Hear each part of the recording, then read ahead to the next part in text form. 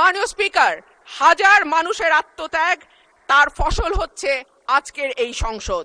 এই মানুষগুলো কারা যাদের আত্মত্যাগের বিনিময়ে আমরা আজকে কেউ মন্ত্রী, কেউ এমপি, কেউ সরকারি দল, কেউ বিরোধী দল হয়ে এসে সংসদে বসেছি? মাননীয় স্পিকার, তাদের স্বপ্ন কি ছিল? তারা জানতো তাদের এই আত্মত্যাগের বিনিময়ে তারা কিন্তু কেউ মন্ত্রী হবে না, এমপিও হবে না। তারা ছিল সাধারণ মানুষ, একেবারে খেটে খাওয়া সাধারণ জনগণ বাংলাদেশের। তারা একটা স্বপ্ন দেখেছিল, একটা নতুন বাংলাদেশ তৈরির স্বপ্ন, একটা নতুন রাজনীতি নির্মাণের স্বপ্ন, একটা নতুন চিন্তার জন্ম দেওয়ার স্বপ্ন, এবং সর্বোপরি সকলের জন্য যেই ভীষণ রকম বৈষম্য আমরা দেখেছি গত কয়েক বছর, সেখান থেকে মুক্ত হয়ে সকলকে নিয়ে, সকলকে একসাথে করে একটা বাংলাদেশের স্বপ্ন। সেই সকল মানুষের কাছে আমি এবং আমি বিশ্বাস করি আমার সহকর্মী এই সংসদ সদস্যরা সকলেই কৃতজ্ঞ। মাননীয় স্পিকার, শহীদদের যে প্রত্যাশা নিয়ে গণ অভ্যুত্থান, সেই প্রত্যাশা কিন্তু বায়বীয় বা অলীক কোনো বিষয় ছিল না। এখনো যদি আমরা দেয়ালে দেয়ালে তাকাই, আমরা দেখব তারা তাদের স্বপ্নের কথা দেয়ালে লিখে গেছে।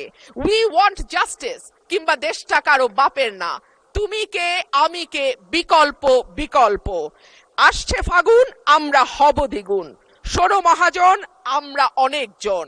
Change the rules, be a voice not echo. দিনে নাটক, রাতে আটক, নাটক কম করো প্রিয়। হামাক ব্যাটাক মারলু কেন? এমন হাজার প্রশ্ন, লক্ষ জিজ্ঞাসা।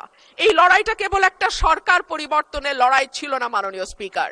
যেই কথাটি আমি বলেছি, একটা স্বপ্ন, একটা নতুন বাংলাদেশ, সকলকে নিয়ে সকলের বাংলাদেশ গঠন করবার একটা স্বপ্ন নিয়ে এই গণ অভ্যুত্থান হয়েছিল। মাননীয় স্পিকার, আমরা স্বপ্ন দেখেছিলাম ধর্ম, বর্ণ, জাতিগোষ্ঠী বা লৈঙ্গিক পরিচয়ের ভিত্তিতে কাউকে অপর বা আদার করে দেয়া হবে না। মাননীয় স্পিকার, আমি খুব বিনয়ের সাথে বলি, এই আন্দোলনের সম্মুখ সারিতে ছিলেন নারীরা।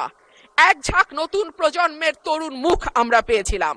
সেই নারীরা এক বছর পার না হতে হারিয়ে গেলেন কেন 7 জন নারী সাংসদের এই সংসদে, সেই প্রশ্নটা আমি আপনাদের কাছে রেখে যাচ্ছি। মিছিলের সামনের সারিতে নারীর প্রয়োজন হয়, পুলিশের টিয়ার শেল, লাঠিচার্জের সামনে নারী ঢাল হয়ে দাঁড়ায়। অস্থির সময় নারীর সাহায্য ছাড়া পার হওয়া যায় না, আর সবকিছু যখন ঠিক হয় তখন নারী হয়ে যায় ট্রোলের বস্তু। নারীর পোশাক, নারীর চেহারা, নারীর কথা, নারীর হাসি, সবকিছুই তখন হাসির খোরাকে পরিণত হয়।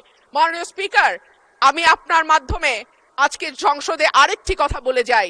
52% মানুষকে পেছনে ফেলে নতুন বাংলাদেশ রচনার কোনো চিন্তা যদি কেউ করে থাকে, সেটা কখনো সম্ভব না, কোনো দিন সম্ভব না।